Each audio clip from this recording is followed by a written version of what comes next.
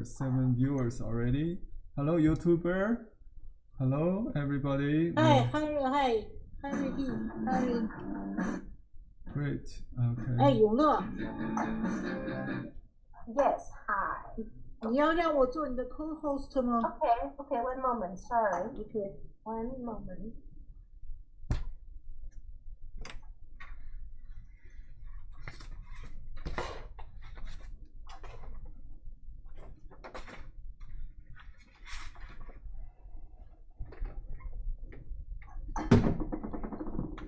Okay, this is incredible. This is the second last class of this Chinoiserie series of class. Welcome everybody.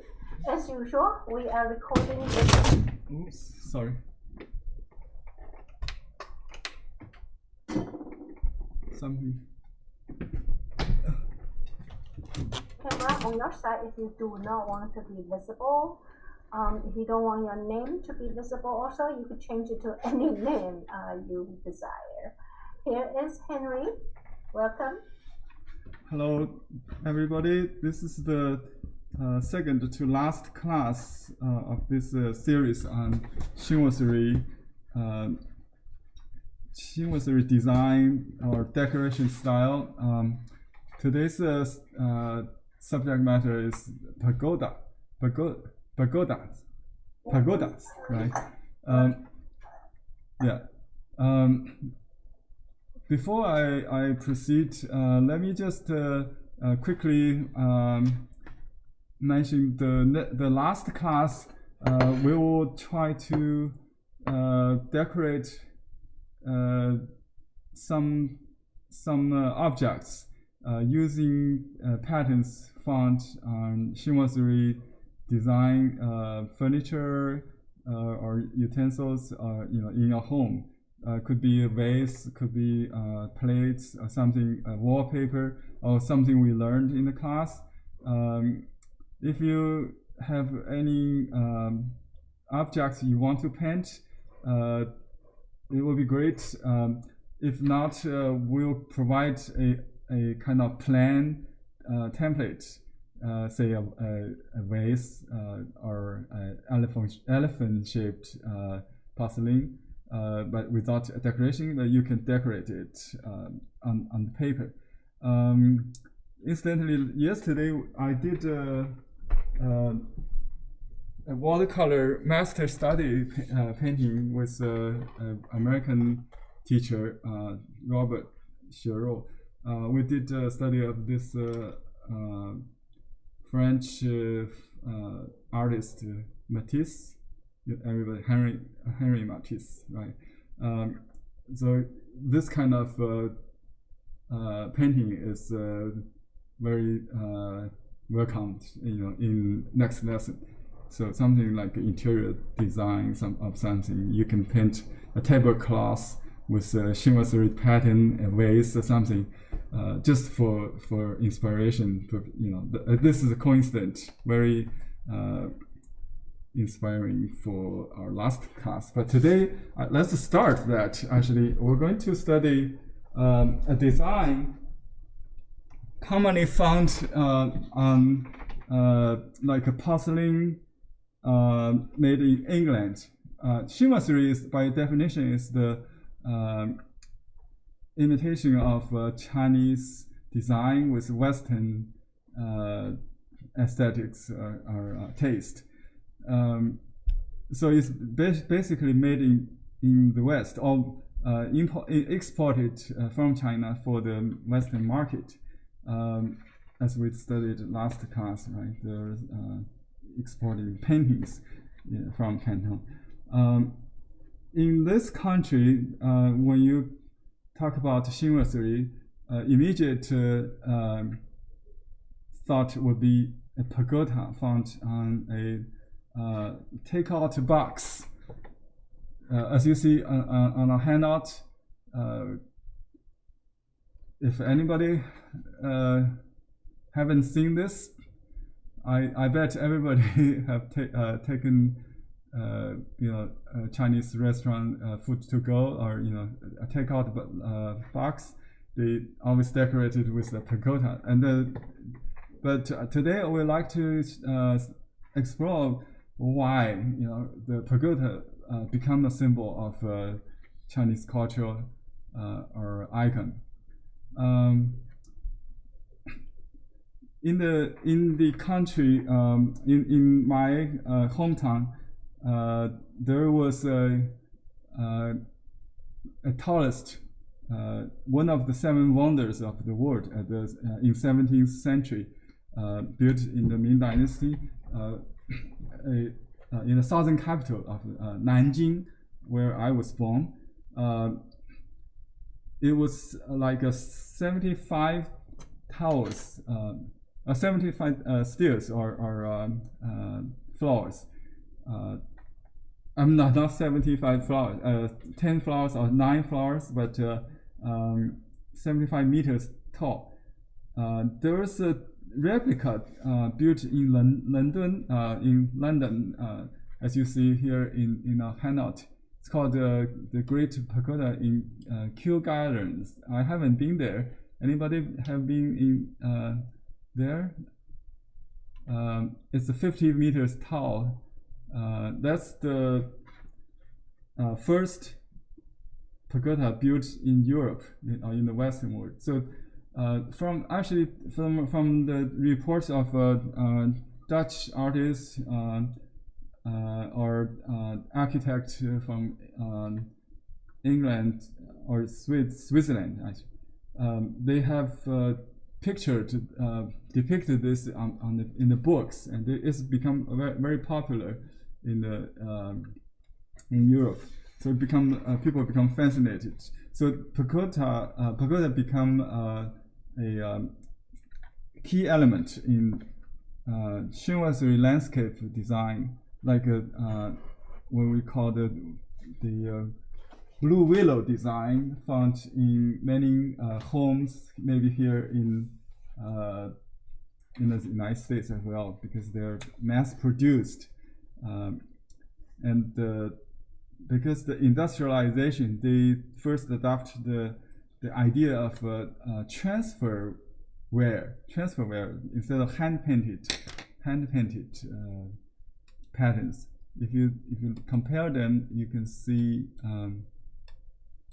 I'm skipping page 2. This is the details of the pagoda, and you can see a outlined woodblock painting of the tower. It was burned down, unfortunately, in the end of the Qing Dynasty by Taiping Rebellion. Okay, here is the two. I took it from this video. If you have chance, I strongly encourage you to watch this video. It shows explain the origins of the blue willow design. This is the original on the left by the Qianlong, in the Qianlong period, by Chinese designer for exporting purpose, and they took that made it into a transfer wear, so it could be printed on. So they look all the same, could be mass produced. So it become a very long-lasting standard. There are many modern contemporary companies still doing it, and one of these companies, the Churchill, right? That's the maker of this. They also have this Western landscape design, but still, this blue willow design is the most popular, I think, even today. So I drew some lines. Since we may have to choose between blue willow and the key pagoda, I'm thinking maybe we should just do the pagoda first. I also have draw some variations of pagoda design found on the takeout box in this country, in the United States, and maybe this one actually is from UK design, it's obviously more complicated, and it's probably a shortened version of the Great Pagoda in Kew Garden. So this one and this one here. If we want to practice, let me show you some examples, and we can you can start just practice a little bit brush work. So basically, it's monocolored. You can use just one color, which is the indigo, or I think in the West they will use this color we used yesterday was ultramarine, and you can also use Persian blue, which is more like this plate, I think. But I like the ultramarine the best, I think. So let's just go directly to this painting. Okay, I'm going to zoom into the detail part. But I sandwiched this pattern with the silicone dry mounting paper. So the design is actually permanent in between. In the idea of transfer wear, you know, this is probably they would do before they fire it, it become it turns blue later. So the design actually is printed on the body of the maybe under the glaze. I'm not sure if it's on top of or under. Anyway, so this is the same idea of if you want to duplicate your design, you can use a template like this, and then you can paint, put a transparent rice paper, you know, size shown like a cicada wing. Actually, this is a cicada wing paper on top of this Kew Garden Pagoda. I was if we have time, we'll do both maybe. So let's start just making a pool of medium grade. Let me turn the here's a vertical one. One of the design of this blue willow is vertical. That's the one I'm using. You can also do the horizontal one if you prefer. Same procedure. So I use this is a mixed hair brush with it's called a Renbo style. Renbo is an artist in Shanghai. He introduced this kind of brush for both lining and wash, very flexible. It's built with a soft hair in the middle, which holds more moisture, but stiff hair outside is a different mixture brush. Very soft, feels very flexible. So you might want to try it. Okay, so I start with this roof. Sometimes I'll just go directly to just do the wash, paint it without outline, because I have outline just like a template. And you can even leave some highlight just to indicate some kind of dark and light contrast. Okay, so you can just do this tile in one stroke, or you can draw the lines and then fill in the space, something like that. It will take more time, but so basically this pavilion or pagoda, I think it's a combination of pavilion and the pagoda. It's an imaginative building. As you can see behind me, the colorful Tings or Ting Pavilion. It's built in a garden in England. It's Chinoiserie. Yeah. So I just draw this pillows in one stroke, and then just outline those balconies or whatever. And then there's a curtain, like a upside down V shape there, and then some window. Okay, there's a little window. Don't have to be symmetrical. Yeah. Just to exaggerate this design has a lot of round shapes, exaggerated corner of the Eave, the flying, we call it the flying Eave. It's curved. It's interesting. I think maybe that's a style. Henry, Yeah. someone is interested in the name of the brush you are using right now. The What is the name of the Ren brush? Ren R-E-N. Ren Bornian is the painter. Yeah, Ren Bornian. Let me see. I'll do a quick find. Ren Bornian is the ancient Chinese painter. Yeah, Chinoiserie Shanghai school painter. I think it's a mixture, combination brush. Okay, let me see. Ren Bornian. R-E-N-B-O-N-I-A-N. Yeah. Just type it in the chat. Ren Bornian. Okay. Full brush. Let me do a quick find. R-E-N. Ren's brush. Okay. Let me see. Oh yeah, here. It's a Ren Bornian small wolf and the sheep mixed hair brush. And let me give you the link in the chat. So this one, okay, you can. It's very flexible and loads a lot of ink or color. Yeah. Let me put it in the chat.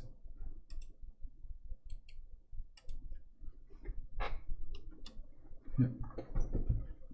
It's a unusual mix because usually the soft hair is outside, and typically shorter. It's like a 7 versus 3 and a 7 proportion. It's called 3 wolf, 7 wolf, 3 sheep. That's another combination brush. But this one is you can draw, you can paint at the same time.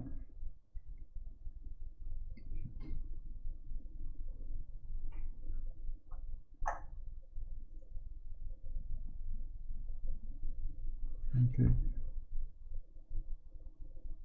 This is because this building is the focal point. I spend a little more time, maybe just to make sure it has all the necessary details. So this one has a little kind of a decoration arc shape. I'm not sure if it's a Western or Chinese, but this pillow has it's rounded, I think. So it has a little bit a square or something, a base under it. I used to study ancient architecture in my college major in archaeology. So will go to temples or building pagodas and draw those architecture details. Okay, let me enlarge this for those who don't have the handout, just to see. Go a little bit higher. So I'm drawing this beauty part. If you look at the plate, I'm not sure if anybody have this this collection. It is centuries old. Maybe many when we can buy new ones in department stores, Macy's or some still carry it. Yeah, I think we can make this door either white or I think I make it a little just like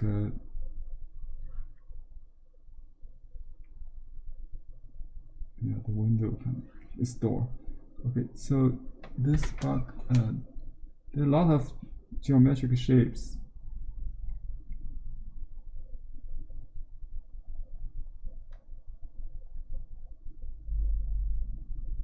A lot of square, a lot of lines. Don't really understand. Okay, it looks like there's a square under the round base, but if you don't really understand, just copy. So for our purpose, if the building, you know,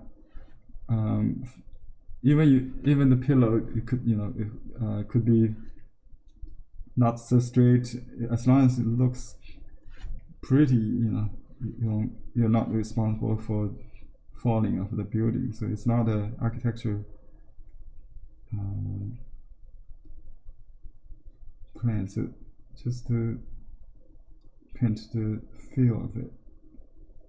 So this little steps, you may, if you want, you can have little surface like or the plan is like a top surface, give a little bit of step, but it's so small I don't really care. So that's the you can enhance it later if you want to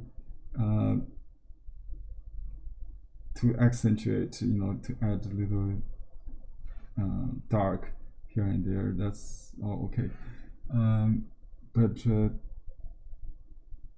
the basic shape is like this. So the profile of those little architecture features, like the flying Eave, this corner, the flying corner of the Eave is very important. Let me just do this. This one is almost like a crown shaped something, but they're very small, and there's some. Normally in Chinese landscape, we don't really see the under side of the Eave, but in Western perspective, you know, since we stand lower than the building, so you usually see there was a debate in Song Dynasty when they paint landscape. They argued that when we paint building or landscape in the building in the landscape, we're doing it like looking at from bird's eye view, looking at like a building model, architecture's scent model, you know, that kind of thing. So you don't see the under part. You don't have to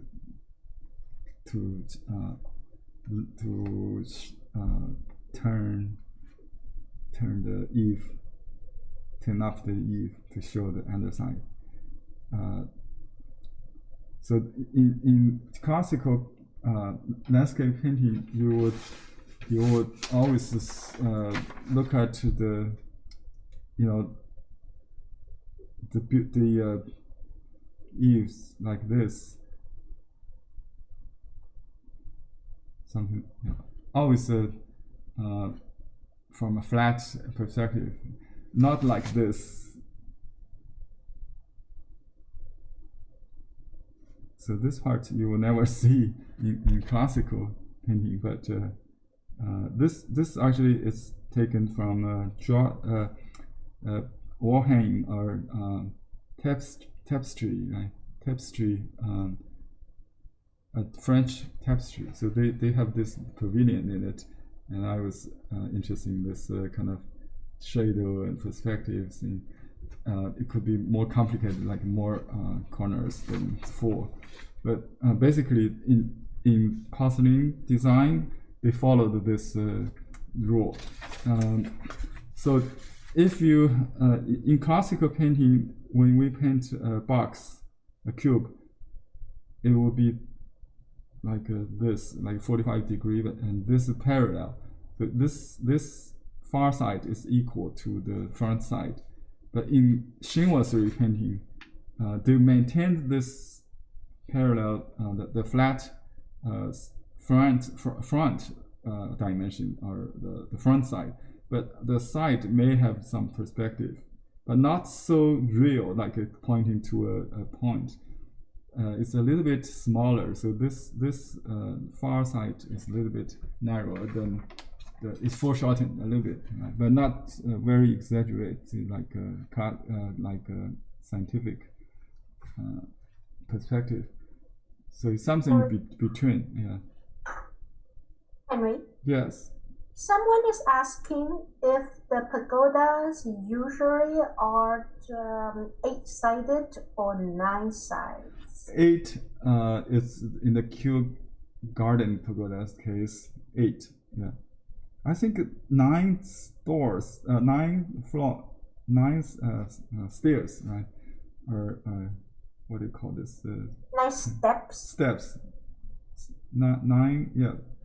But in Europe, they said it might be, they favored even numbers, so it's 10. In China, most cases odd numbers, 3, 5, 9, or 13. They don't mind if it's 13.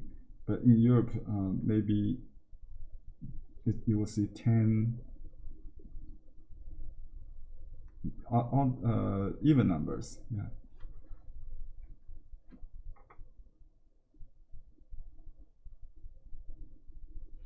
Okay, so that's my 3 buildings, I think. Okay, so profile is correct.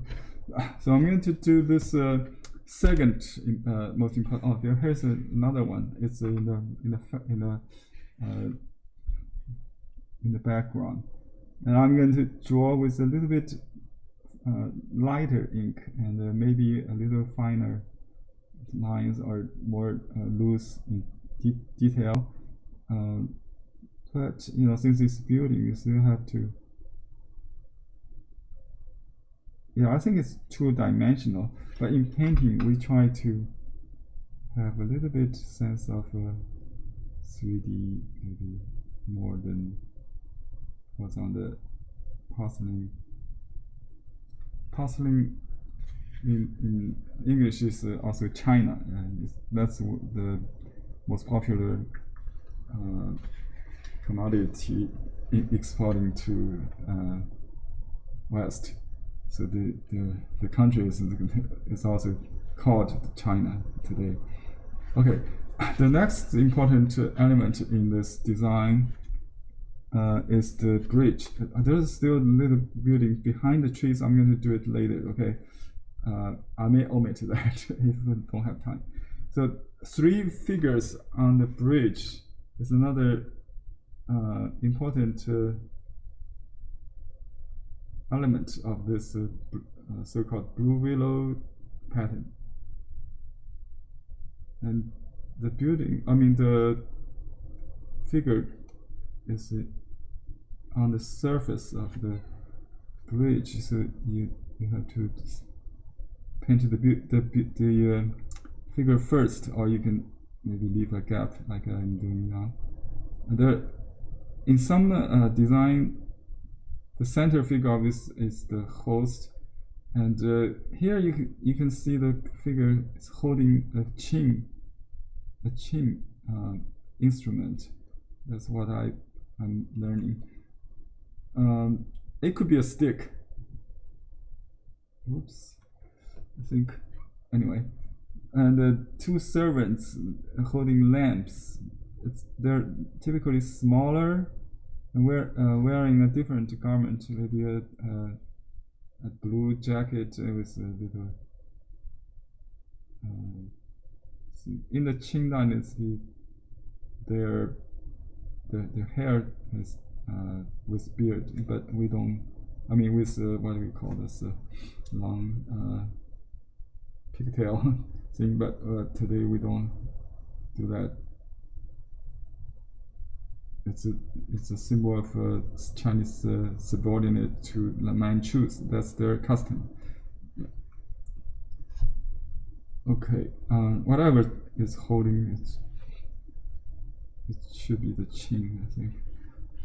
And there is some fence that's not found in the original design, but it's always in the foreground of the garden, kind of. So you can do some pillows and then combine them with the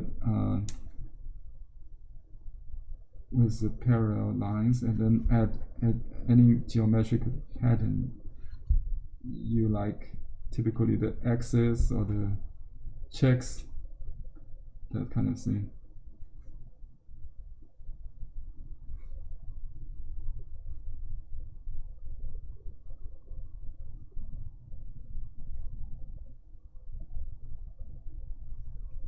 Yeah, the pattern is very important to keep consistent.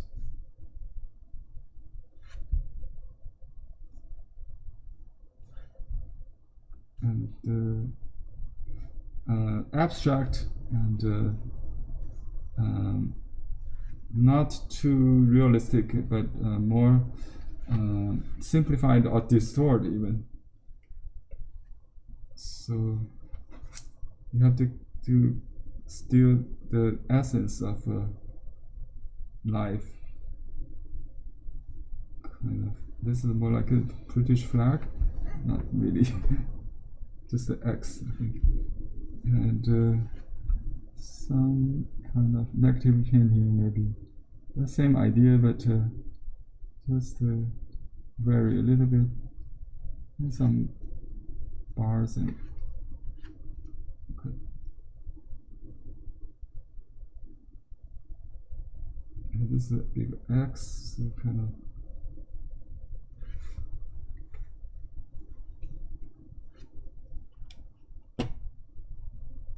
Let me what is this? Okay, there's some circles. I'm not sure. It's a different one. Well,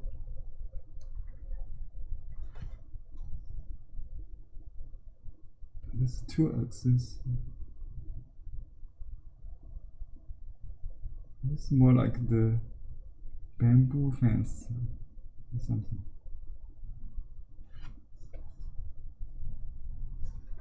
Each one's different. That's interesting. Well, you don't have to. You just, if you don't have time, just do all of them in straight and leveled, or checks, or the axis, to make it simple. Okay, a big X, and just gonna omit. Okay, that's the fence, and there's a boat with two figures on that. So 3 figures here. Boat, very small figure. So there's like a roof, like a little house in the middle of the big windows, but very flat, and then the raised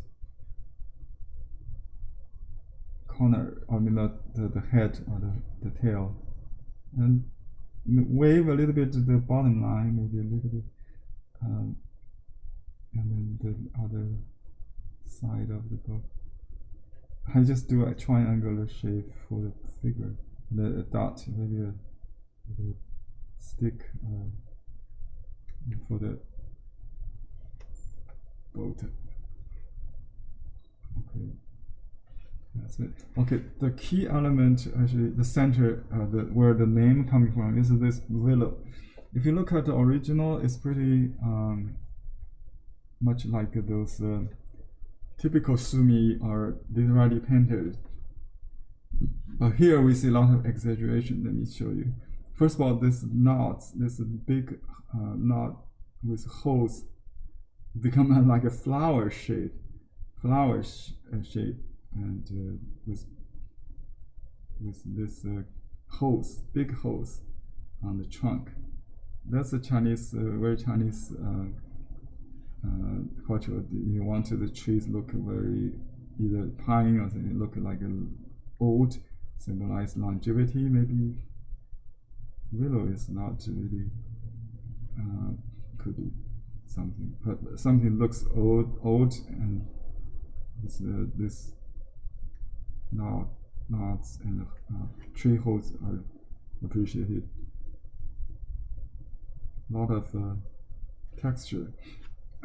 You can make a little bit shading on this trunk, maybe the lower part a little thicker than the upper, but not too much. And then the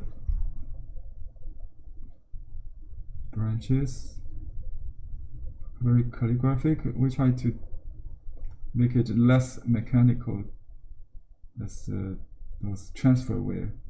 Try to show your painting skills a little bit. So this a little bit not so smooth, you know. Just to calligraphy. That's the word. Have more calligraphy on the branches, and then double line for those trunks, and then become gradually narrow. At certain point, it become one line, but I think that didn't happen until we see the willow branch. So this trunk part is all double lined, actually. It could be a little bit like that. If you want to transfer it to single line, at the conjunction, the point turning to from double to single, just make a dot start, like a thicker start to end, or to start the new branch, new stroke for that. Yeah. There's some overlapping, so I'm not going to really. So this one goes behind. Maybe it's just the tight part. Some contrast between sparse and what we call the sparse and the dense. Yeah. Okay. The willow has three flying branches like this, and then depends on how much time we have, we can do the leaves just one stroke or double stroke, or you can just paint the shape of the. First of all, let me draw this curved lines dancing in the wind.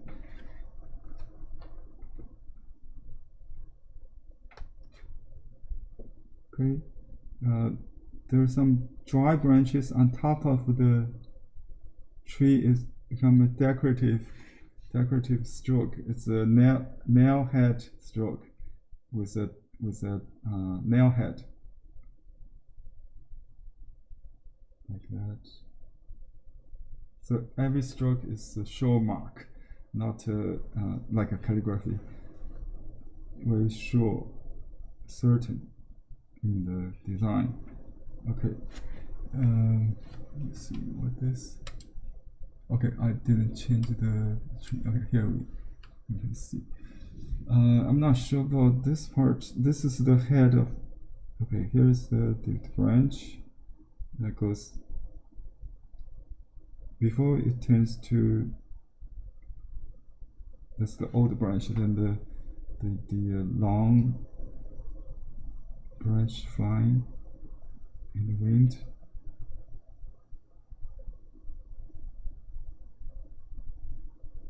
they're not exactly parallel. Yeah. Can you move the painting up so the bottom can be visible also? Mm-hmm. Thank you. Another question is, what kind of paint should we use next week's class if we are painting on china, glass, or other materials? That's a good question. Will it be acrylic? No, on glass. On glass. Yeah, you have to ask potters. I'm not a potter. Do we have anybody who does pottery? I think they are special pigments for porcelain painting. We're not going to do that. We do it on paper. I would do just like a two-dimensional shape of porcelain, and then we decorate it just like a two-dimensional design. We're not going to paint an actual pot. But if you are a potter, the potter should give you the answer. They're a little bit tricky because the color may look different hue, after firing in the kiln. So it's a very different chemical, than what we paint on paper, I think. Probably it's a completely different industry. So I don't have any knowledge on that. It's not acrylic for sure, I think. Maybe the acrylic you can do after the porcelain is made without going, if you just paint for decoration purpose, you can do that on white porcelain with the acrylic. That's for sure. Yeah. Okay. So this willow has a little bit. So I'm going to just draw these lines roughly, just in one stroke. You can do it like a left and right, just like we do Chinese character Ren, a two-stroke, or you can do it just maybe one side on top and then one side on the bottom. I think whatever works for you. Just make sure the angle change gradually, indicates the gravity or the wind, or all those natural laws has to follow, so they don't really sticking out or something like doesn't look like a leaf, like try to make it more pretty, like a little petal or something is fine, like this. They're overlapping somehow, so the two sides may not exactly same size or equal. And you can make some overlapping even, but I think probably in pattern design they don't like too much overlapping. Yeah, just keep it flat, I think. Try to keep it neat, that's for sure. So this loose part, this is like a little ends, and this is smaller, but keep it in the same style, I think.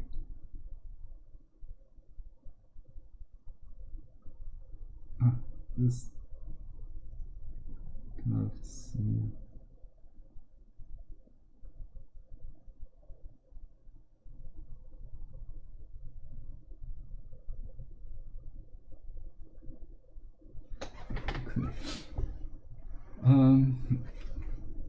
I think if you like, if someone like to use different tones, you can use just a line for the middle vein, and then you can wash with a light tone. That could also work. I just go directly. Since I started this way, I really didn't think about doing it 2 steps, so I just do one, like a freestyle, bonus style, without the line. So this is more like painting than drawing, this part.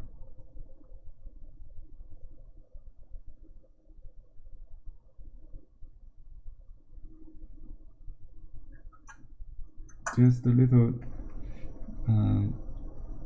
leaves, keep it neat.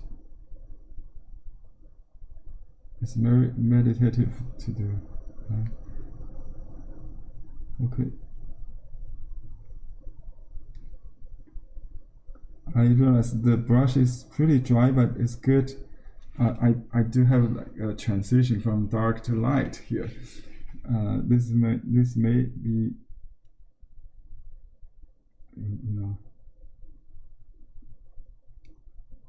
interpreted as lighting effect of the lighting.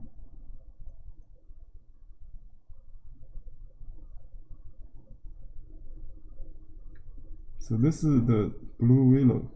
It later become a general term for this kind of blue and white porcelain made in England. The blue willow patterns, including Western landscape as well as knockouts of Chinese patterns.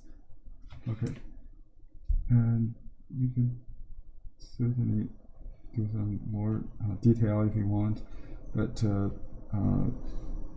sometimes you see bricks on walls or something like that. Let me just do the outline before we. Okay, most controversial part of this design is the this tree. Yesterday when I walk in the neighborhood, I suddenly realized this tree is not an apple or now orange tree as many believed. It is a pine tree, heavily trimmed. It's a different pine though, or cypress maybe. It's not really sharp needle, but after you trim it, it grows like a ball shape. In some cases, the cypress trees can make a really abstract kind of shape in Western gardens, right? Yeah, that's the kind of same gardening tactics, or you see in Western garden. The pine tree, usually we do it like this. Okay, in the original design, maybe you can still see that. I didn't really check, but I think it's this kind of pattern, the round instead of the fan shape. Sometimes it could have little indication of the shape. And then you can kind of wash it flat like that. It's almost like the center of the chrysanthemum, right? But later they developed this into a ball shape. It could be dotted line, and then there's a graded wash, just like a cylinder, a ball shape, to indicate the light on top. Something like that, and you can see some dots like that to indicate this is a cluster of leaves, pine leaves. Okay, and there are many other trees. We can use the same idea. Classically, the round shaped trees, we see those in Song Dynasty painting. Is like this. You just do the little circles. For ginkgo tree, or those autumn foliage kind of, you will see this, and then you see orange colors like this, little round, little circles. Keep it same size. You don't have to complete the circle. Sometimes just half. Okay. Usually we do the trunk first. I should have done that because I can see the design. So that's why it doesn't matter. Okay. This is tree trunk and the branches to the right. Okay. And some tree, a small tree there. This could be 2 trees. Okay, when you have 2, you separate. You have to create a different pattern for the foliage. So, okay,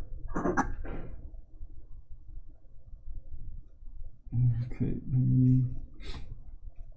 This could be going up there, going there. You could use different size circles, like it could be a smaller one. I'll think about that. There's certainly a big one here. It's an interesting pattern. Let me show you here. Okay, I'll do like a flower pattern. It's I don't know what this kind of tree is, but basically you create 3 layers of line around the center, and the center is the darkest, and then maybe some kind of, what kind of tree is this? I'm not sure, but that's the. On some blue willow ware, you will see this kind of pattern of leaves. I don't know, there must be some name for it. Okay, I'll just do a pine for this one, just for authenticity. You can just draw this typical pine needles for this one, and the cypress on top of the building, I think. So that's my pine.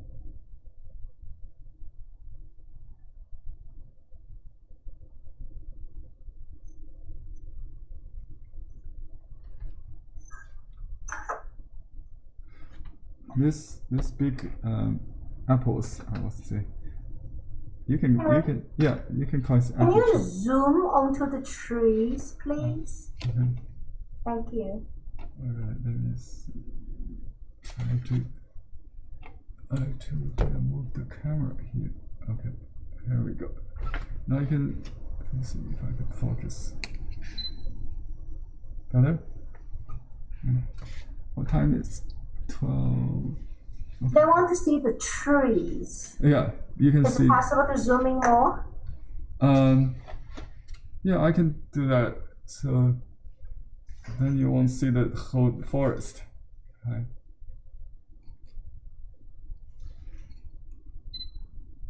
Okay, it's pretty exaggerated. It's larger than what I see here. Anyway, so I will do the tree trunk. Usually it's like in classical Chinese painting, you see like as if it's the tree is cut in half. You see the trunk completely in the front of the leaves. That's a little bit weird, but that's a style in classical painting. The exaggerated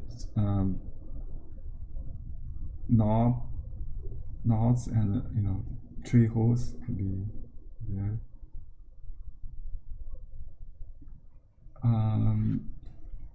There's another knot, lot of knots. Okay. Oh, here's the leaf. I think this is the. If you try to distinguish this branch from the circular shape of the foliage. Okay, here is the branch. Yeah, try to identify the branch. Okay, like that, and it goes. There's a big, some shape in between, in the front of the.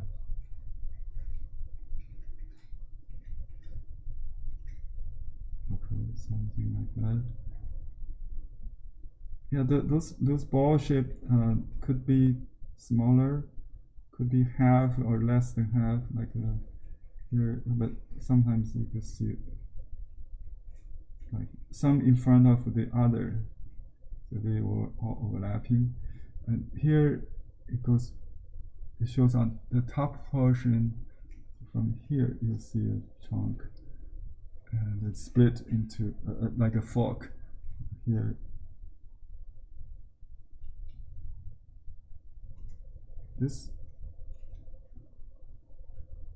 The porcelain design is really a vehicle of carrying the style to any of a Chinese painting. You see elements of the Chinese mustard seeds garden menu right here, from here, right? Okay, the ball shape, you can paint loosely the line with a little bit dots, lost in the font, maybe just to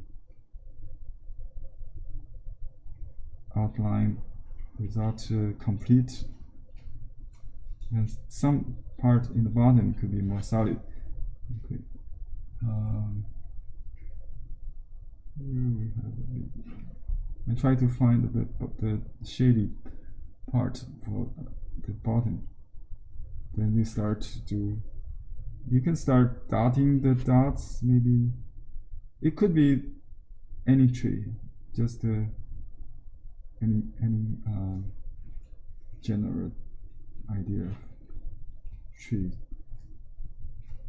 You can just dot the bottom to create the shadow. But stylistically, they just do the bottom with a thicker line and some shading.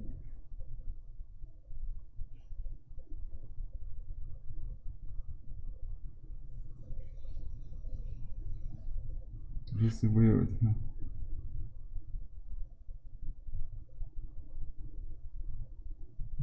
Yeah, make sure the shadow is on it maybe less than 1/3, so it really contrasts with the top lid part.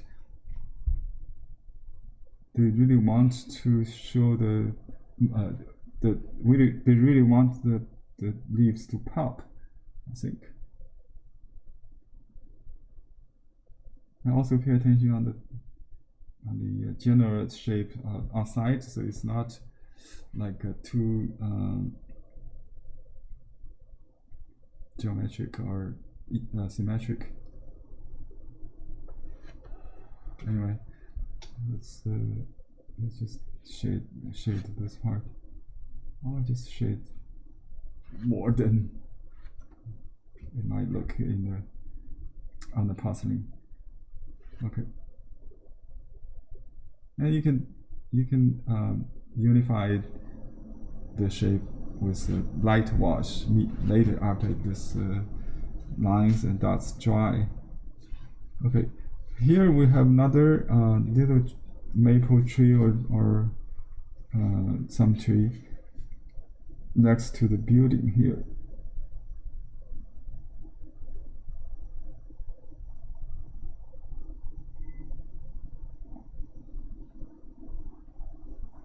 And just do the circle thing, because the circle is the unifying style of all the elements with the trees and even the building, maybe the curves.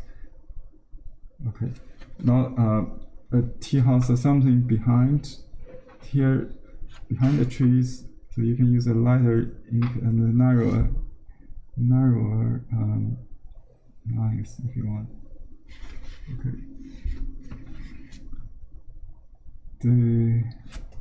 Okay, I try to identify the triangle shape first. That's very important.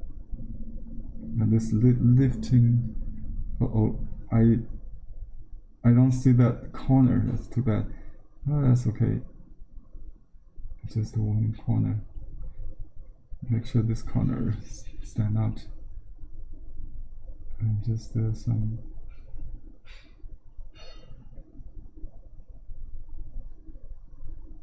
Darkening, see. There should be a little corner here. Maybe we just force it if you use light, darker ink. Actually, it's behind this tree, so don't have to. Okay, here's a little door. You can leave it white. Don't have to fill in that arc. Okay, so some detail. After you do this, when you paint real buildings, you should think about this and just simplify it into calligraphy characters, like writing, the windows, the doors, like that. So they're just some lines, bars, like that. I try to squeeze out that arc a little bit.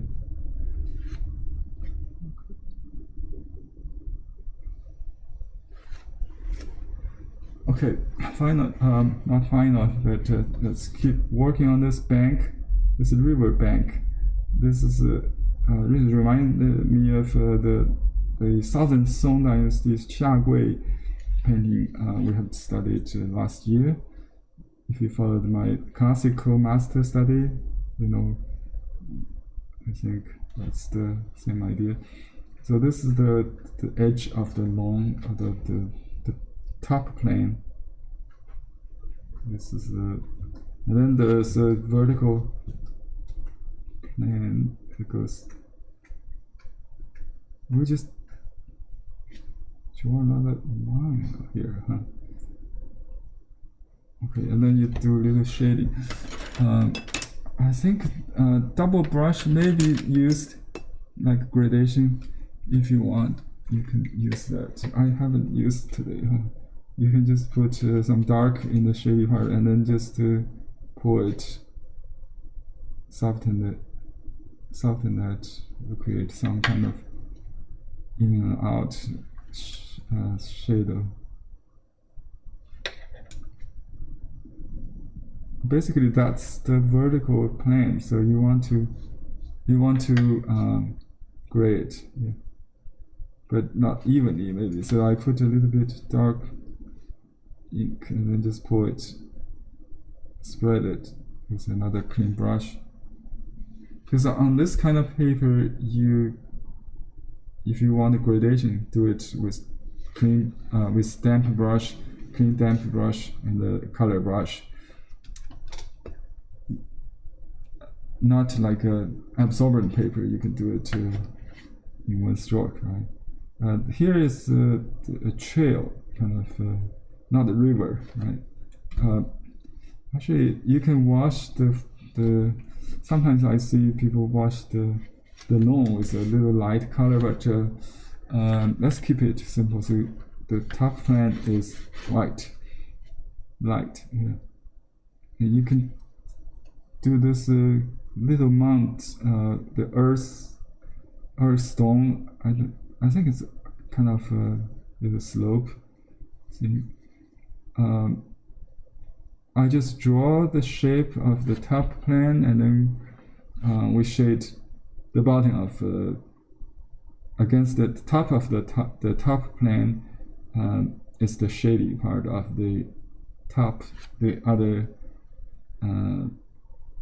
plane.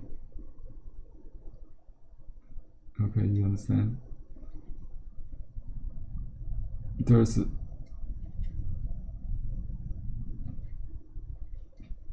just like the mountains, okay. And then you do the shading. You just put a little. I think since they're a different object, so we can use a texture stroke, like a little X cut dots, like that. Just to, instead of wash, you can use this. You can use this kicks, like just kick to create a shady part against along the top line, along the outside, the top of this contour. So that's the shady part of the upper side of the. Okay, so that's just where it says. There should be something here. Let me think. You can put it. Okay, here we have another river bank, the other side of this river, and you see some exposed, some kind of exposed earth, maybe, and some kind of. This is the river, so you can paint a little ripple, indicate that. We didn't really do the. You could, if you want, to do the reflection. Let's see if we have time, or the whole, when we finish the main part. So this part is to consistent with that. We have to use somehow the same kind of idea, maybe just some kicks separate to different.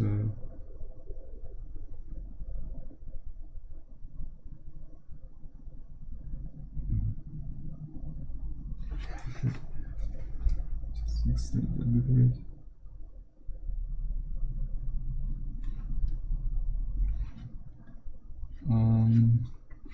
This part.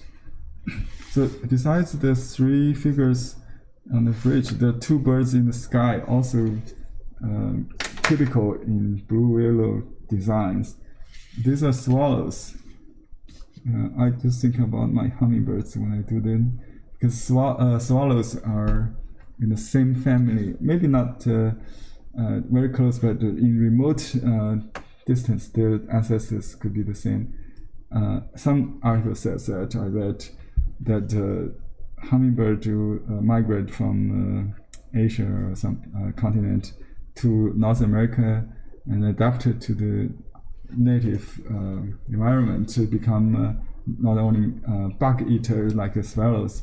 They start to eat the food of the bugs, the pollens, or the nectars.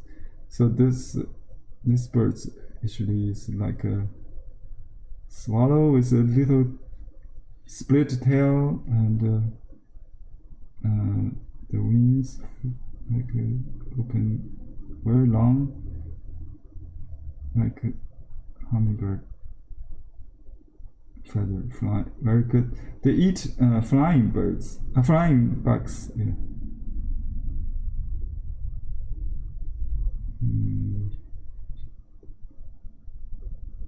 With a short beak, not like hummingbirds. Okay, this one is a little tricky. Actually, the wings is on the left side. Wings here, and another wing here, and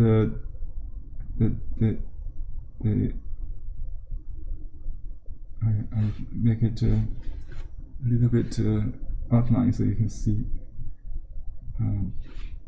Let's see if I can recover that. Other one it's a little bit too too dark. I can lift on the here, I think. Oops. Oh, that's not very good. Okay, let's just leave it. Okay, here the body is on the upper right with this two split tail. But you can think about that as a well, it doesn't matter. The whole idea is flying in the air. So it's just an impression of swallows. Must be springtime. They're migrating birds. Okay, and here we have to finish some trees in the background, just to you should do the trees. I think then the roots and the earth. Okay, the trees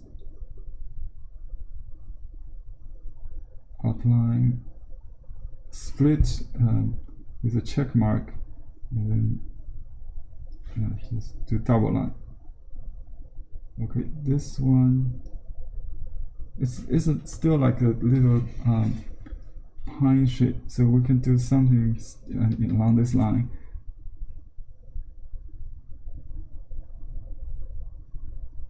Let's see. Not really remember what was okay, you can see here some real this is the original pattern I was referring to. Okay, this one. Sorry, this rectangular one. Okay, but I don't like the so abstract. So this tree root and the earth is like the tree root is too long, right? So we want to keep it short like that, and then we just do the river bank, and you can just draw a level. Don't have to have ripples in that far distance. Okay, here is another island kind of thing in the front, so you could have a little bit of waving, and then just the ground, and then another tree here, and it's almost like a fruit tree, and then some circular leaves. I can use a smaller brush, but just to use the tip here. Smaller brush may work better.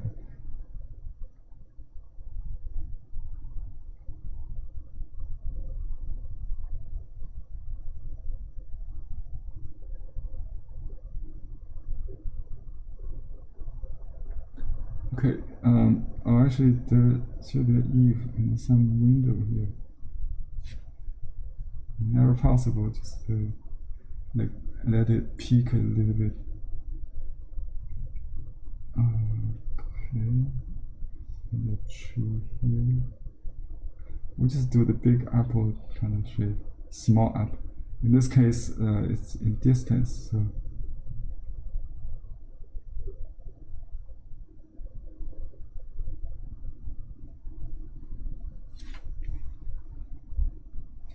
Okay, here is another island, a peninsula kind of behind, and here is another a tree on top. You see this side. Yeah, just a general distant tree, smaller than the front. Still outlined with fine line.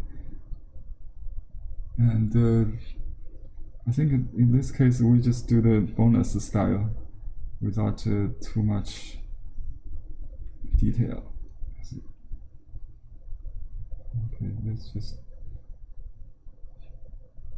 I kind of like the convenience of this ball-shaped foliage. It's quick and easy and very effective. You can just put a shadow under it on the lower part of that. You create you make it pop.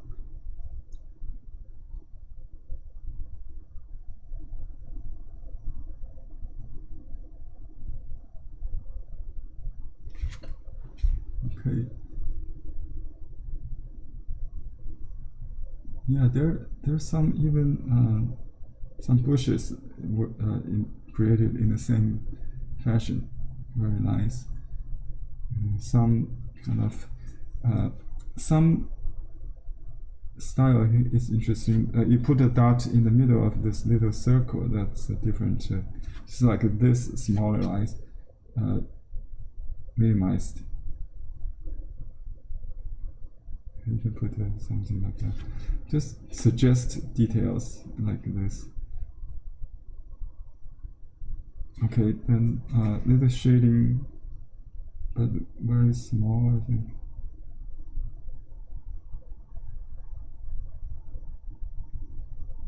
Okay, some shadow under it. That's.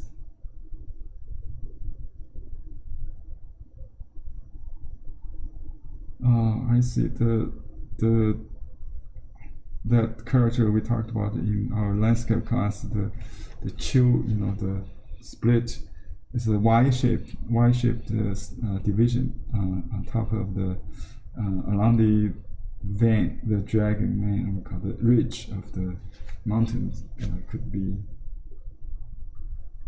be helpful to have. Okay. Just remind me of those basic landscape composition.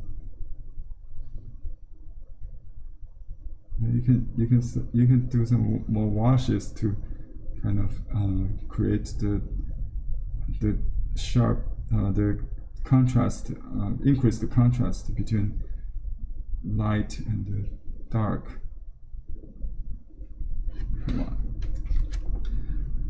I think my design is bigger than smaller than the paper, so I'm going to trim it when framing. So I just paint a little bit beyond, but not necessarily have the edge. Okay, here we can have some more of that.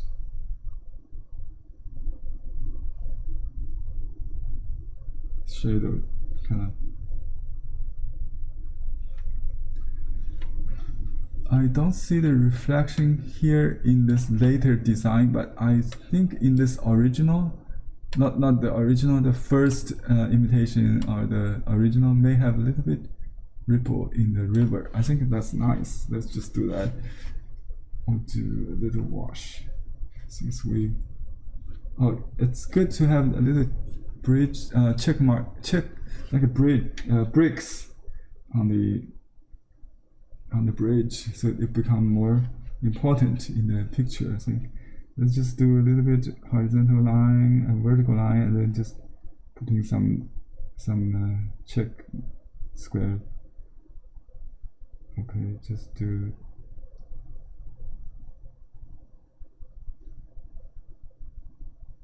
Yeah, some. They build this with maybe old bricks, so they're not the same color. Some red, some gray, some dark, something like that. It's just a suggestion of a stone or brick. And you can have those. In this plate, you can see the perspective. Here on the left is more Western. It has this corner, like in the Western painting. They're not just flat. Okay, you'll see something more like this.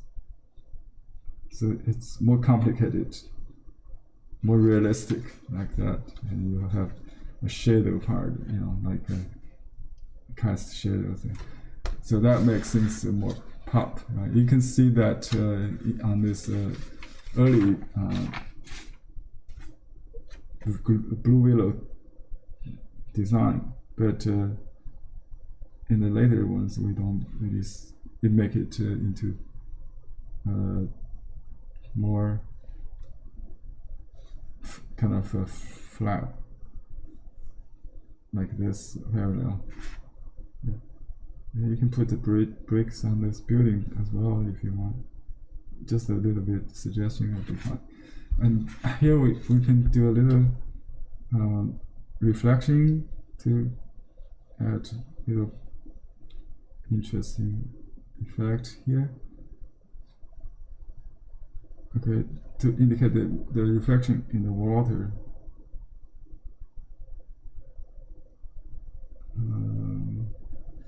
Not sure about this. It should go. Yeah. I want keep it minimum, but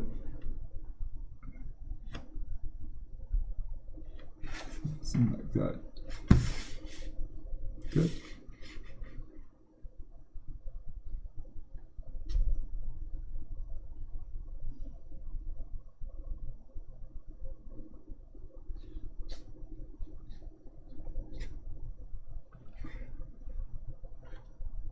Some in and out indicates the waving of those the river. Okay. Do we have anything? Oh, we need to shade the roof maybe with a darker blue here. And the figure could have a little shady part and some effect. We don't have really room for details, but just keep it simple. This one here, it's fine, I think. Just a little pavilion and some details in the building if we missed, just to make it up. This one, okay, I think. My chin is a little bit off. You can still see the design underneath it. That's not a very good idea. I cannot erase it because the design is mounted. It's inside in the middle of the. This is the backing paper, and the design is in the middle of the painting and the backing paper. So it's sandwiched. If you missed the design, yeah, that's a disadvantage. I didn't realize that you cannot really change that. Have to be very careful if you want. Okay, let me see if we have any details to add. You can have the details in the around the let's see, there are many. There's some pattern inside. Just to add around the door here, so it will make the pillow more stand out. Okay, so some check, some like an X. So these two sides are not the same. You can just create your own pattern. It's like a radiating pattern on top of that building or something. Just filling with some pattern, not just solid wash, so it distinguishes from the door here. So this one is a curved arc shape instead of the square on the other side. So a little bit variation makes look more elegant, I think.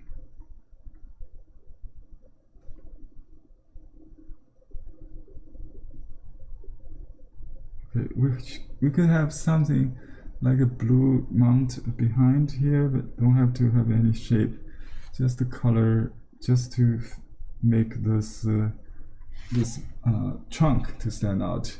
So we just color the background like that, and you can just do that.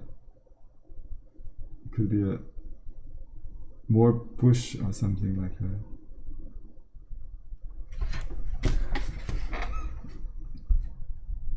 You can use this light blue to add a little shadow, just a little wash to separate the trunk from the ground with the shadow. This what it is, and here there are grass on the this lawn kind of. Okay, here is the lawn, right? Which is we can color it. You can do it with a little green, but in this monoprint we don't really use any color. We just like a value study of.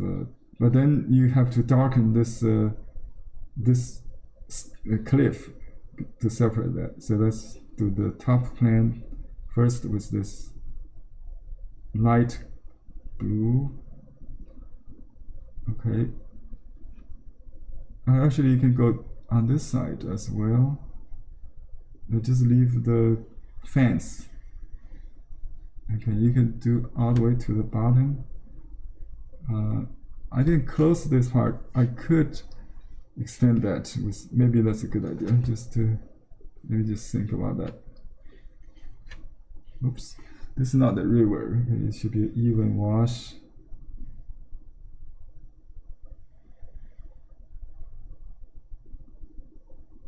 Take the extra moisture out to lift with a dry brush. Okay, then this side, this is the level ground, and so this is really okay. This trail is a little bit too broad, so we can narrow it a bit. A little bit in and out is more natural. And here we have this wall could be this base, not the wall. It could be a little brick pattern on that. You can have some checks. Okay. Just okay, that's the floor. This is the inside. And what about here? You can wash it with some, not wash, just balcony with a little bit detail. So it could be horizontal lines and verticals. Just to make it simple, we just gray it. Because this is under the eave, and this is more lit, so we can shade the lower part of that, and maybe a little bit there to make it a little 3D. Henry, can you move so we could see better? Okay, the sure. painting? Yeah. Thank you. Okay, I think I missed that corner. It should be behind the tree, so you don't really see that that other, maybe a little bit out there. I'm not sure. Okay, so that's about it. That's my blue willow painting. Should I make a extension? I think we should maybe extend it as this place does. Because this one cut off because this is round. I think that's what I copied from. With this design, the rectangular one, we have to keep it going. We have a fence like this at home. We used to have a dog. For a dog, we have visitors of. We use it when our daughter's dog comes still, so we have I'm familiar with this kind of, so you have to go like that, zigzag, not straight, right? Anybody familiar with this kind of fence? It's a movable fence, right? So you set up where you need. Okay. And, that's my.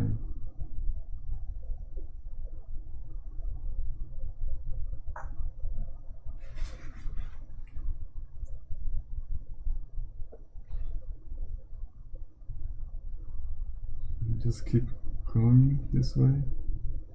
It's kind of hard to keep consistency because my mood changed.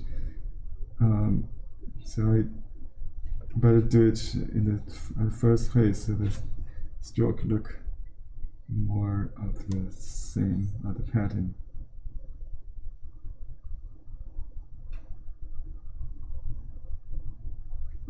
Okay, here we should have something like this. And that. You can have some lines.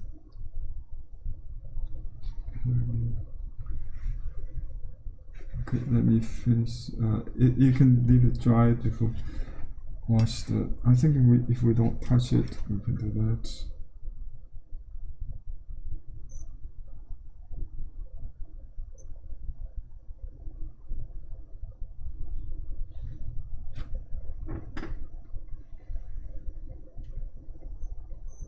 This is silk surface, doesn't size the silk, doesn't absorb.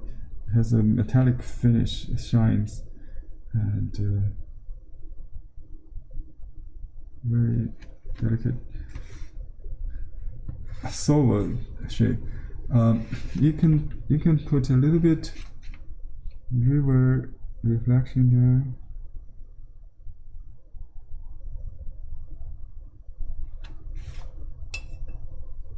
Under the boat, no reflection in the distance. Okay, so this one is okay. Yeah, I think better keep it neat. So it's a little bit different style here, I think. Maybe. I think it's easier to keep it abstract. Just the bloom shape is good, or apple, whatever people think. When I tried to go realistic, it changed the style. Then you have to do a unified wash, maybe to recreate the bloom shape or the fruit shape, whatever. Too much texture bothers. It costs attention. Too much attention here. Too busy. Just keep it simple. Keep it simple. Just unify it with a light wash to bring them together. Okay. You can unify this with a light wash as well, just to create, eliminate some white in between, so that the branch kind of, okay, just a light blue in the center.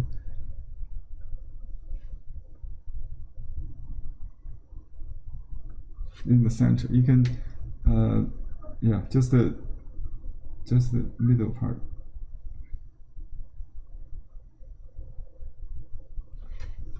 Whoops! I think I smeared the center line, but that's okay. You can go back to edit. You can use a relatively dry brush, just skim on top of the existing painting without stirring up, because on silk it's easy to lift the painting if you don't like, and sometimes accidentally you may lift something you like.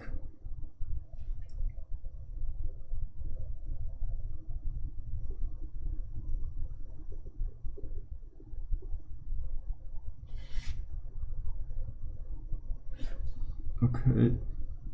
Some lighting effect. Do we have? Okay, you can just color this. I think it's the shadow of something. The trunk is pretty white. Let's see on the original. Oh, actually, this one has little stronger lighting in the middle. But this trunk is generally darker than the background, so it's all possible that you can play with the lighting effect. Oh, this part is definitely too light because we need to make this cliff to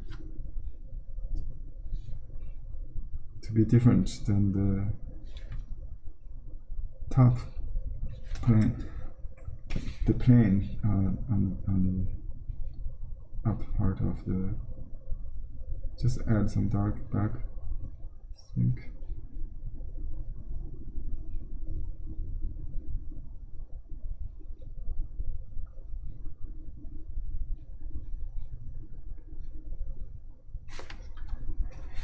All right.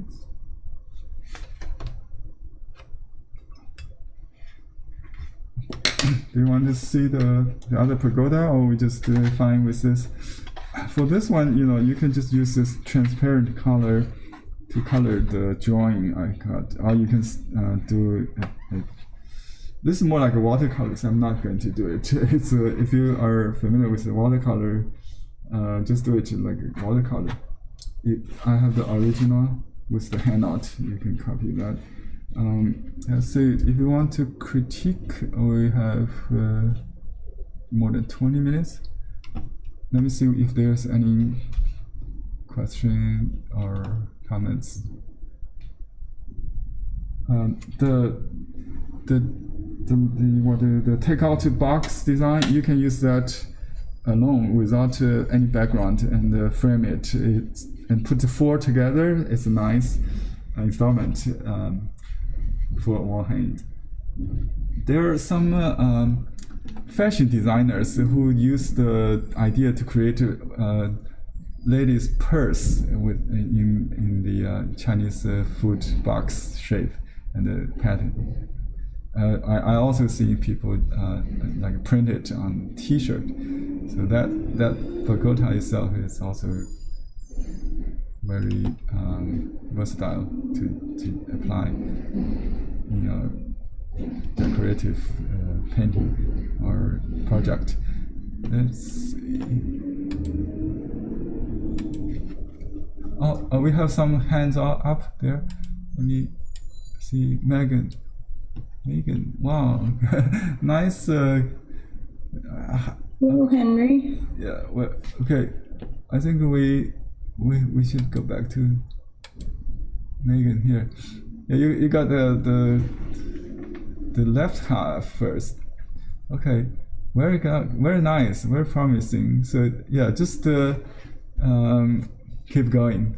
That's much slower than you, Henry. Oh, much that's for slower. sure. You're doing much fine work. I like it. I finished my crane picture. Would you like to see it? Sure. Wow. Oh yeah, very good, very nice. Yeah, I like the contrast of the white with the background. Is it colored paper or you colored it very nicely? I toned it first with watercolor. Nice, But very even. I added the curly and the length to the tail feathers like you suggested. That's very good. Oh yeah, that's very natural. Yeah, it looked better. And I did that in colored pencil to give it some texture. Yeah, that's a little bit overweighted somehow. Yeah, it's pretty thick. Yeah, maybe you can reduce the contrast somehow to mute it a little bit, so the birds just make it like more like a silhouette shape, without too much 3D bark, So that may create a better setting for the dancing bird. Just make it darker to match the branch in the back. Just a little bit too strong. You can use maybe opaque brown to mute it. To kind of gouache plus brown just Okay, to right on reduce. top of it? The purpose is to make it just like the background branch is good. Just make it a silhouette, not too much, too round. You already have the gradation. Now we just have to have what we in Gongbi we call it a unified wash. I mentioned it, to bring them together. To consolidate. To unify means to eliminate the contrast somehow. If too much contrast, we use a even wash. A even wash, a flat wash, to cover it, to mute. The trunk bark is a little bit overstated. Just to mute it a little bit. It will be fine. I did his feet with a micron pen. That's good because once you have the trunk is less contrast, the feet will stand out. You can have more shadow around that. Some dark not necessarily shadow. Just use different color to distinguish the two. So a little bit brownish or gray. You have the gray. So maybe in my mind, I see browns could separate from the bird's feet. That's a good idea. Thank you. Thank you. Very good. Well done. Okay, let's do D. Okay. I did not use paint. This was just drawing. I don't have a light box. Oh, understood. So this was I sketched it and then I'll that's good sketch. That's the best practice. To save time, I skipped that part with Yunle's advice. We don't want to spend much time on sketching for my demo purpose. That's good. I like that. Very accurate design. So you can use transparent paper on top of this, save it for a template. Don't paint on this. I usually do it freehand. That's why. My style has always been Lingnan style. I think in Gongbi style or this kind of painting, we always develop this, and then you can make a clean copy with ink, and then use that as a template for final work. This is considered first sketch. That's good. So you can erase it and do anything with this. Which I did. Very nice. Very, very accurate. I like it. Everything looks fine. Thank you. Very nice. Thank you. Did you have this plate in home, by the way, or have you seen this in your life? This style, yes. Yes. Okay. Great.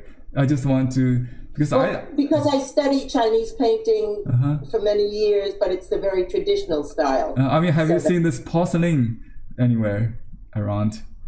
Like this no, blue, not really. blue-gray. Okay. But my wallpaper is in the style. Oh, the wallpaper also. Yes, I'm going to take a picture. It's anywhere. Okay, great. So let's go to next person. Thank you. Thank you. Okay. Shirley, you're on. Oh, beautiful! You finished already. Nice. I like the different shapes of the tomato or whatever you call it. That's a good interpretation. If you do that, I would like to see more of not just from large to small, but some large and small alternation kind of grouping thing. Like when we paint a foliage, we always imagine it's covered with a tarp and then divided into large, small, and medium groups. Same idea, you can do that. Not just from large to small gradually, but kind of rhythm. Large, small, medium are mixed. It's good. I like the idea generally. Very good. I spent 20 minutes drawing it by pencil.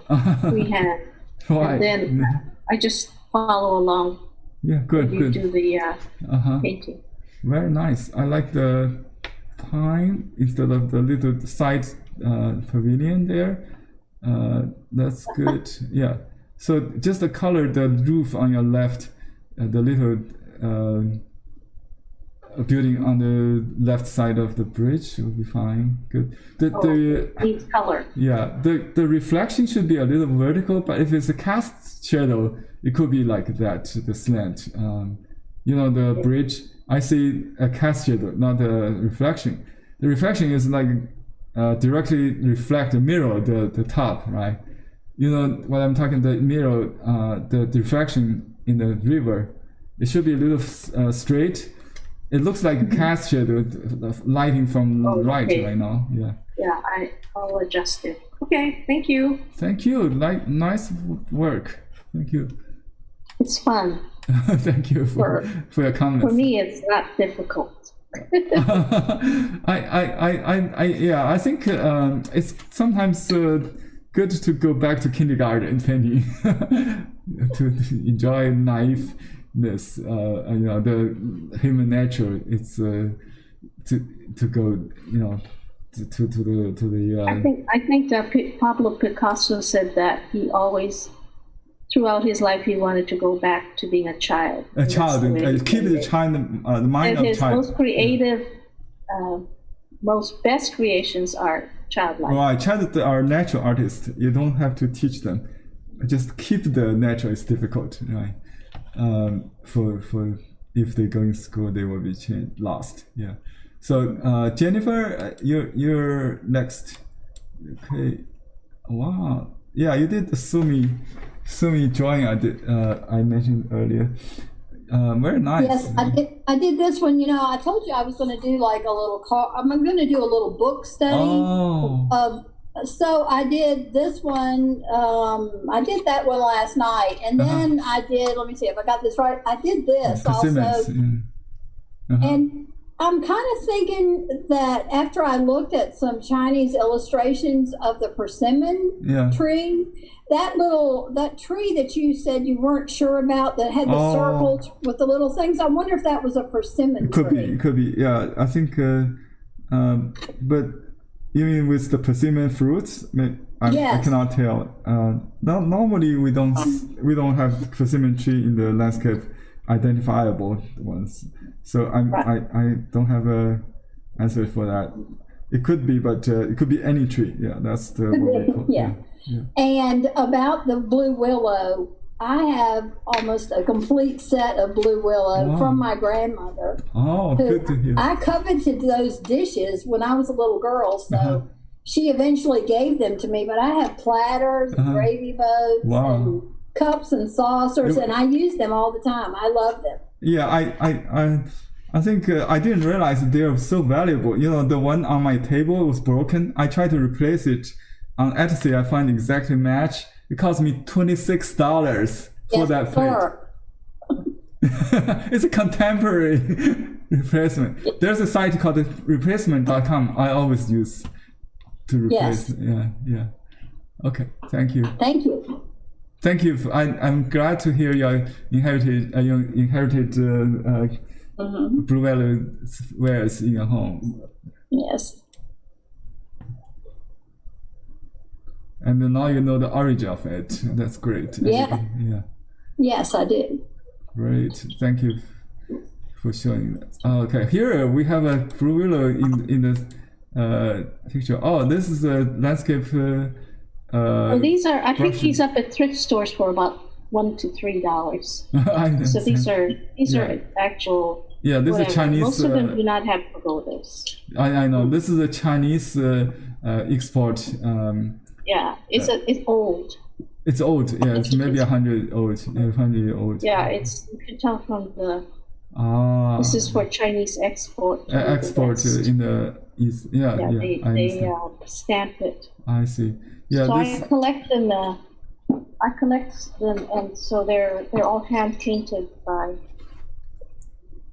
Yeah, very nice. Wow, so the brush holders.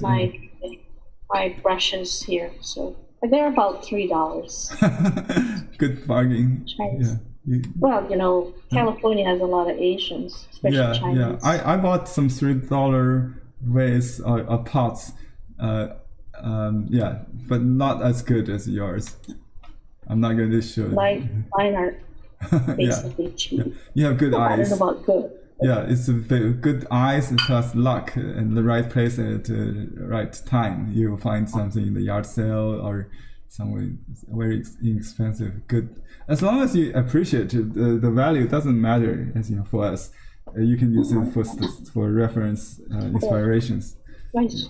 Yeah. Okay. Very nice to keep your brushes in. Yeah. very functional. Laura, mirror, next person. You don't have the video on? Okay, now you have. Okay, now it's first wash, right? The rice paper work. Yeah, rice paper, okay. Mulberry paper. Mulberry, okay, mulberry. Yeah, it's good. So you have ink outline. I started with ink and then got some blue paint in. Yeah.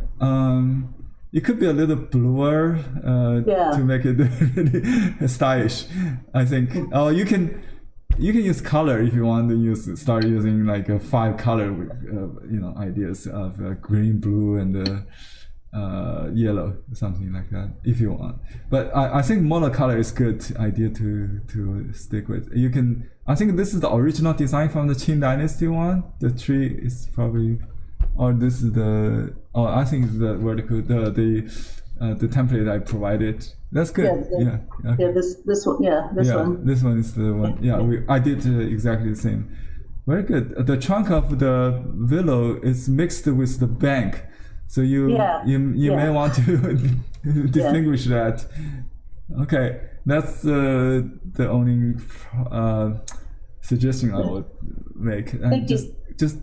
You can do more darks with ink or color, just to make the things pop. Yeah. Okay. Yeah, more blue. Yeah. Thank you. So next person, Chris, are you ready to show us? Or Laura Mira? Okay. Who's okay? Let me change to. I see some person already have the video on, so I'm going to Laura Mira. Oh. Yeah. Okay. Oh, Chris, you're next. Sorry. I got it. We do Laura first, and then go back to Chris. Okay. Okay. Here's Shirley, right? Oh, I'm sorry. Yeah, you're on. I'm not. Okay. The next person will be Chris. Okay. Very nice color. What color you use? Persian blue or indigo? I mixed ultramarine and blue. Oh, what is it? Phthalo blue, right? Yeah, phthalo. Yeah, phthalo has a little yellow in it too. It's green, right?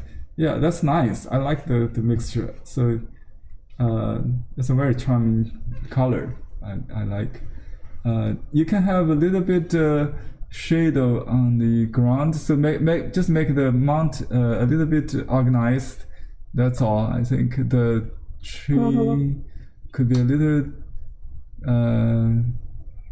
That's nice. I like the kind of drawing you have. Did you draw it yourself? No. Oh, you traced it. I just looked at yours and traced.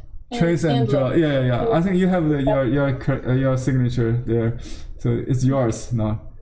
That's how it transferred from one to the other. So everybody, even you copy, you will have your own signature style in it. I like the dark and the light alternation.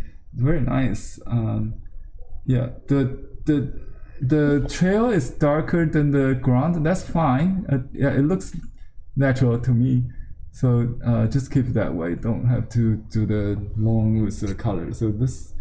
But it's a little bit confusing though with the river. It's also the same color. So it's like a river all the way to the building. That's okay. It's like the riverside building or something. So just be careful next time you want to make sure the road and the river is not the same color maybe. Otherwise it looks like the same. Because in Chinese when we wash we have principles among the 6 principles in the 5th century as they developed. It says color according to kinds. So one color for one kind of things.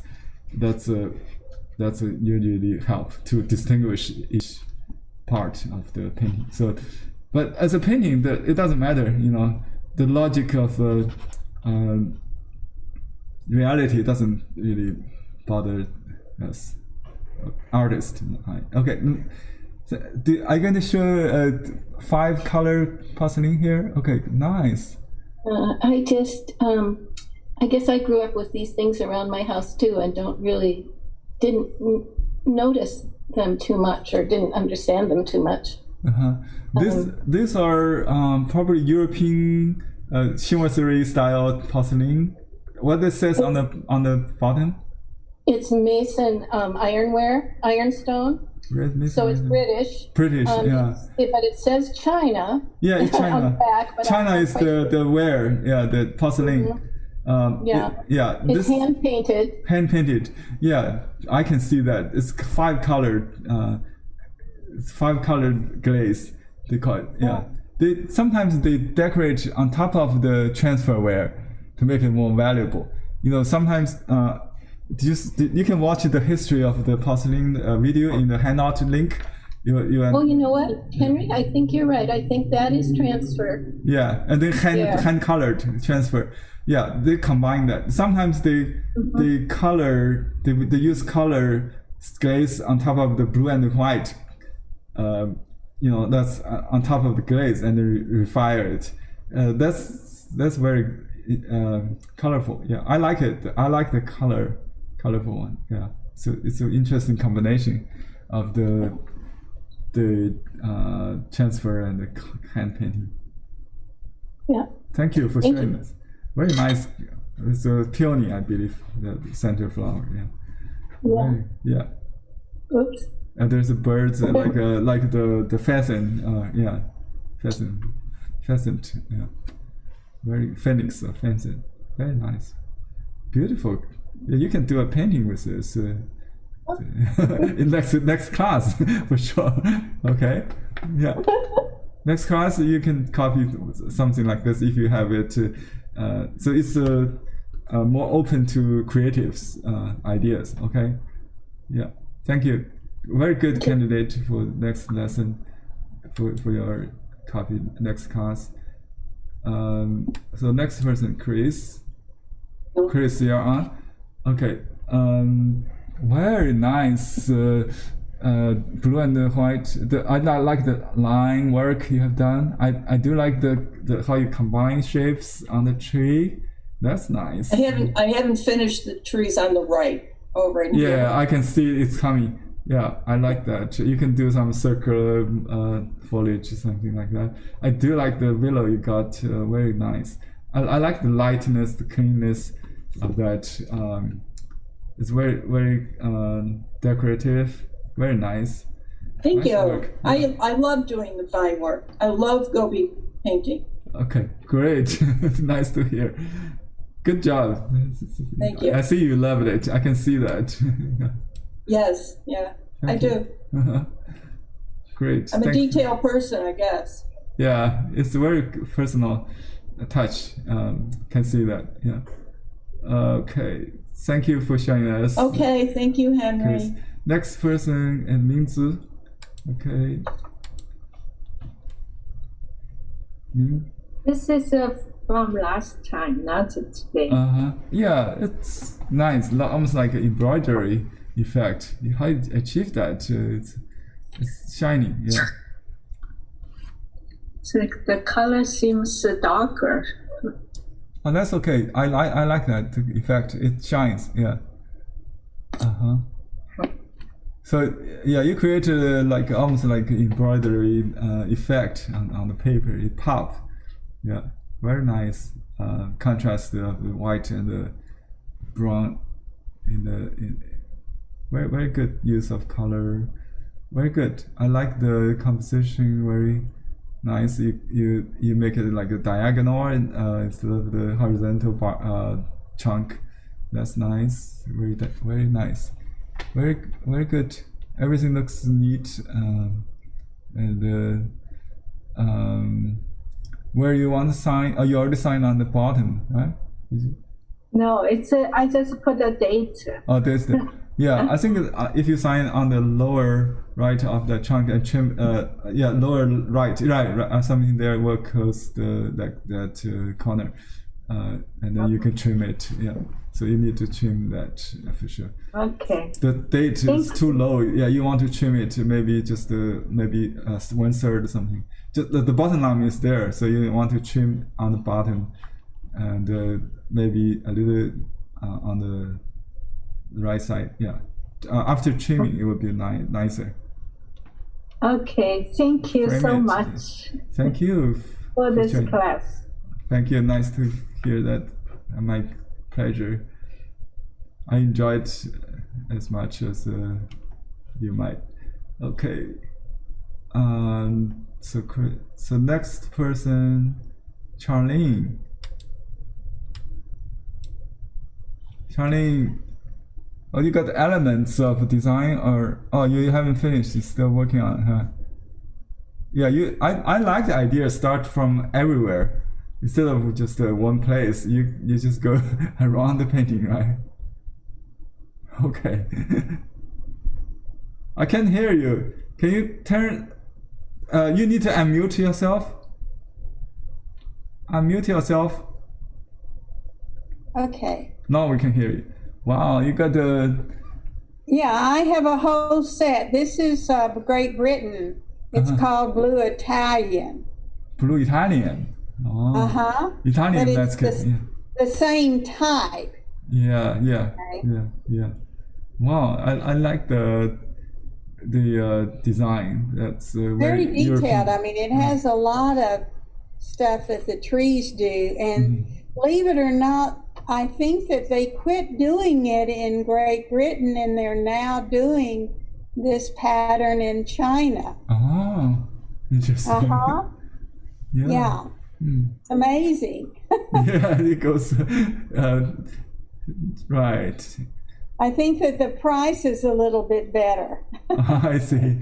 Yeah, that's interesting. So they design in Europe and then produce in China. Yeah. And they marketing in Europe, maybe in States. Okay. Right. It's got blue Italian. Wow, I'll search for it. And thank you for sharing that.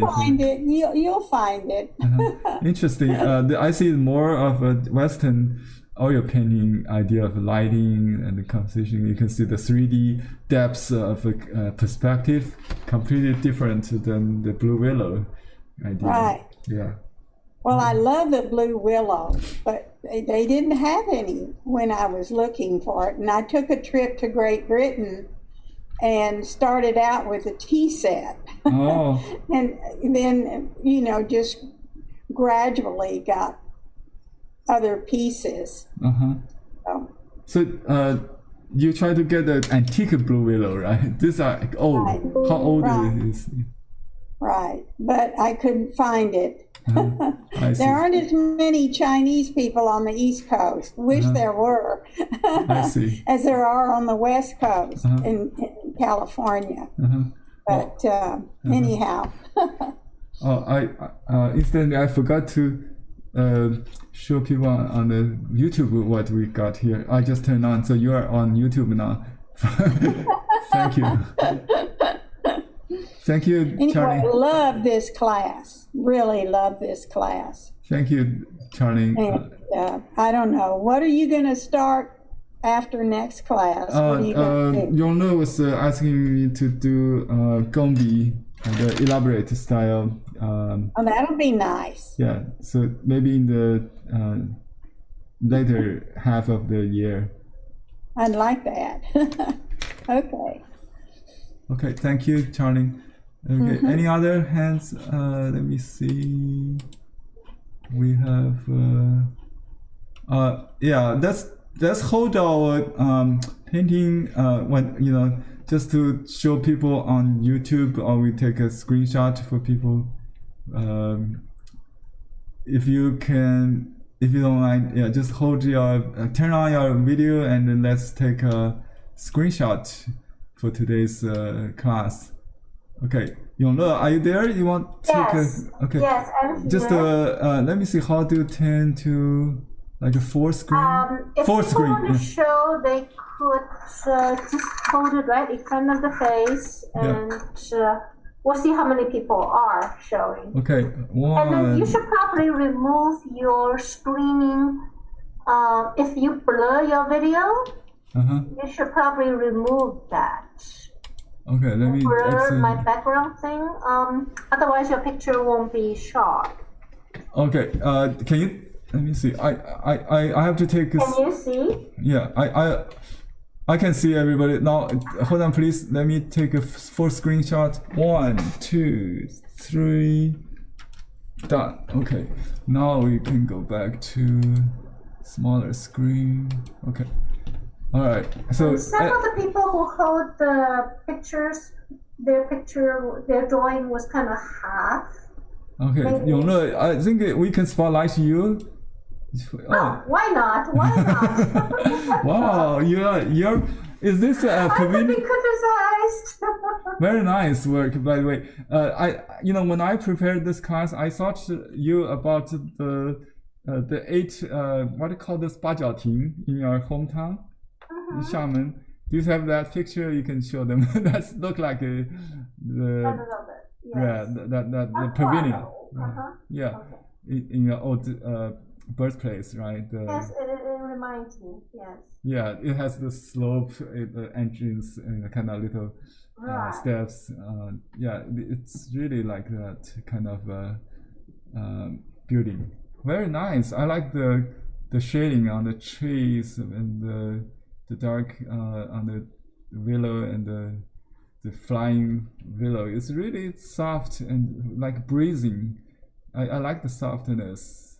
Anything. It's just are these too dark? The distance. That's okay. It's two-dimensional design. So as long as it balance in the two-dimensional paint, design, it's good. I think it doesn't bother me at all. It just looks fine. Yeah, I even like the soft willow you got. Very atmospheric kind of. Gentle. Dancing in the wind. Yeah, it's not like the stiff design in the original plate, the porcelain plate. It's more like painting now. Yeah, beautiful, very good. Good. Thank you very much. Thank you. You should frame it. Thank you. Finish and frame. Yeah. Okay. So what time is? We already passed the time. Today. So next class, I will think about some creative ideas for myself, and so basically I'm thinking you can copy whatever you found. Like we have seen several people have found in their home, in your collection, or I would provide like.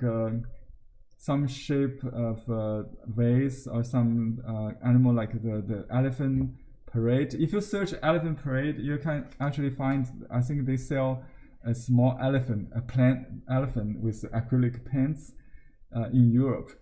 I bought one actually, I decorated. I'll show you next class. And to prepare for that, we can do a two-dimensional design. They have several pictures like front view, bottom view, or several view that you can design with the Chinoiserie patterns. I will show you some other artists who did the elephant parade several years ago. Actually, I did 2 elephants. I auctioned one, and then I think 5 or 6 years, 8 years maybe later, they come back to me and commissioned another one. In the beginning of the pandemic, actually, I did another one. So I will show you the small kind of mock I did for the large elephant next class, and I hope that would be a good project. If you don't have any other things you find to work on. So next week will be last class. Yongle, do you have anything like you want comments from them or feedback, suggestions next time? Yes, if anyone have suggestions, please email me. For future class, right? Yeah. Okay. Yes, future class again. So, if you know any generous foundations, institutions, or private individuals who would love to sponsor our series of online programs, please also let me know. Thank you very much for your continued support. Thank you, Henry. We will see everyone again next week. Okay. Thank you so much. Bye-bye. Thank you. Thank you. We'll see you next week. Yes, see you next week. Bye-bye. Bye. Bye. Bye-bye.